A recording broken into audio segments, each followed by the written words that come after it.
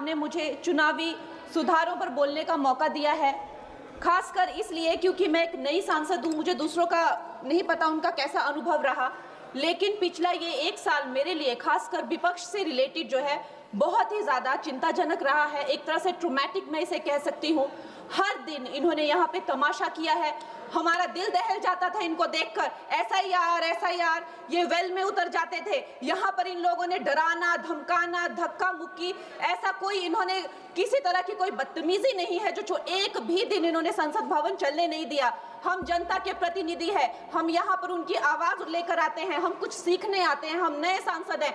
इन्होंने संसद अगर पिछले 2-3 दिन को छोड़ा जाए तो साल पर शायद ही थोड़ा चलने दिया है। एसआईआर कर करके इन्होंने यहाँ पे तमाशे किए, लेकिन अब जब इनको बोलने की बारी आई एसआईआर पे, तो अध्यक्ष महोदय जी, हम देख रहे हैं कि कल leader of opposition Rahul Gandhi ji ने, मुझे लगा क्या खुलासा होगा, हम भी बड़े उत्सुक थे, सारी साल हमने एक ही शब्द सुना है, अब ये क्या ग्रैंड रेवलेशन होगी। लेकिन राहुल गांधी जी जो लीडर ऑफ ऑपोजिशन है, उन्होंने कल जब कहा खादी है, खादी में धागे हैं, धागे में लोग हैं, लोगों के अंदर, उनको जब कहा गया कि आप पॉइंट की बात कीजिए, तो उन्होंने कहा कि मैं अपना फ्रेम कर रहा हूं, मैं अपना आर्ग्यूमेंट फ्रेम कर रहा हूं। और इतनी देर बाद जब वो फ्रेम करके पहुंचे तो ले देकर वो वापस उसी अंतर्राष्ट्रीय मूल की महिला, अध्यक्ष जी, मैं एक महिला होने के नाते आपसे रिक्वेस्ट करना चाहती हूं कि every woman is entitled to her dignity. वो अंतर्राष्ट्रीय मूल की है, विदेशी महिला है, लेकिन उन्होंने कितनी बार आकर उन्होंने सोशल मीडिया पे कहा है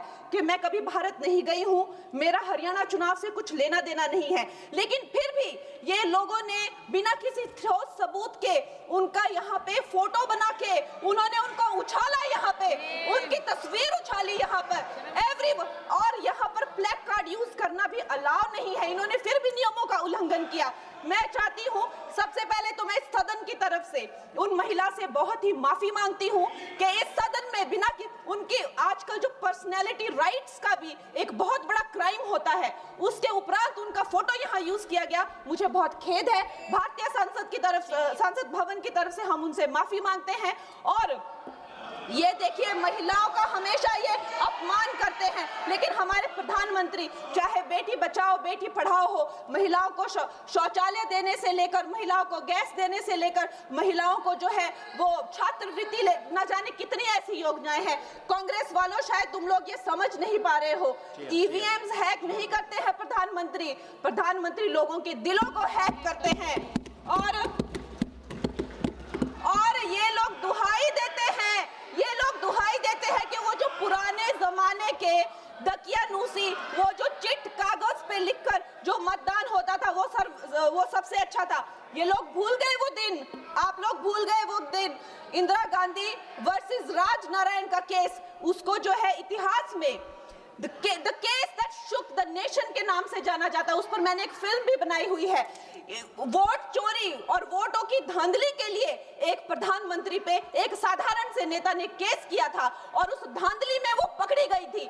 हर उनका जो आरोप है उसमें सच सिद्ध किया गया था और रातों रात उनको कुर्सी छोड़ने के लिए कहा गया था और रातों रात जो है उनको ये आदेश दिया गया था कि आगे इतने सालों तक आप कभी जो है वो चुनाव लड़ नहीं सकते। ये धांधलियां इन्होंने करी हुई हैं और ये जो है उस टाइम के बैलेट बॉक्सों को उठाकर ले जाते थे ये लोग और आज कहते हैं कि इनको ईवीएम्स जो है वो हैक हो जाते हैं। अध्यक्ष महोदय जी, मैं इनको याद दिलाना चाहती हूँ, प्रियंका गांधी जी कहती हैं कि छोड़ो पुरानी बातें, हम पुरानी बातें नहीं करेंगे, हम पुराने लोगों के बारे में नहीं बोलेंगे। तो मैं ये जानना चाहती हूँ कि आपकी जो माता जी हैं वो तो आपकी अध्यक्ष है और इस वक्त की वो अध्यक्ष है, उनकी जो है आप देखिए, जब उनकी नागरिकता नहीं थी, जब उनके पास 1983 में नागरिकता आई, उसके कितने साल पहले से वो वोट देती आ रही हैं।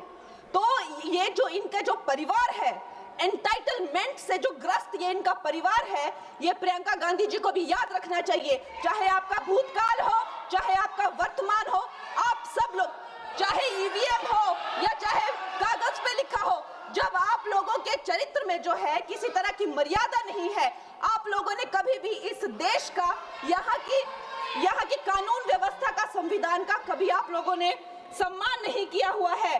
और अध्यक्ष महोदय जी, बिहार में जैसे ही एसआईआर आया, एसआईआर लागू हुआ, हमारी सरकार ने जो है कम से कम 60 लाख से ज्यादा अवैध, अब ये वोटर, ये जो सारे अमाननीय वोट कार्ड है, ये सिर्फ घुसपैठियों के नहीं है। कुछ ऐसे लोग हैं जो माइग्रेट हो गए हैं, कुछ ऐसे भी लोग हैं जो इस दुनिया में है ही नहीं, 60 लाख से ज्यादा। और अगर वो लोग जेन्युइन थे तो उन्होंने, किसी ने तो रिक्वेस्ट करनी चाहिए थी कि भाई मेरा वोटर आईडी कैंसिल हुआ है।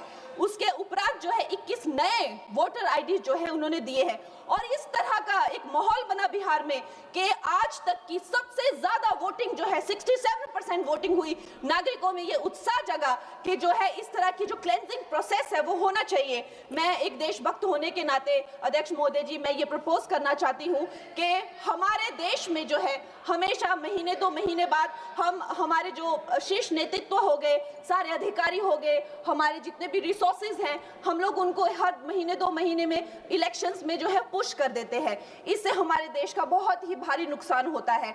और मैं ये चाहूंगी कि 1 नेशन 1 इलेक्शन, जो नरेंद्र मोदी प्रधानमंत्री जी जो कहते हैं कि एक वोटिंग जो है डेमोक्रेसी के उत्सव के रूप में, जैसे कि दिवाली होती है, होली होती है, उस रूप में मनाया जाए। क्योंकि ये सिर्फ सरकार का ही नुकसान नहीं है, 10,000 करोड़ से ज्यादा का जो नुकसान होता है सिर्फ वही नहीं है, लेकिन मुझे लगता है कि धीरे धीरे हमारे जो नागरिक भी है उनमें जो वोटिंग फटीक है, बार बार उन्हें जागरूक करना, बार बार कई जगहों से जहां वो काम करते हैं वहां से उनको ट्रैवल करके अपने नेटिव प्लेसेस पे आना और बार बार मार्केटिंग करके, it is exhausting for the whole ecosystem.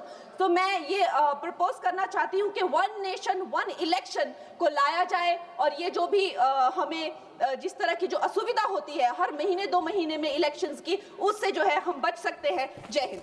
धन्यवाद जी। माननीय सदस्य मियां अल्ताफ अहमद जी।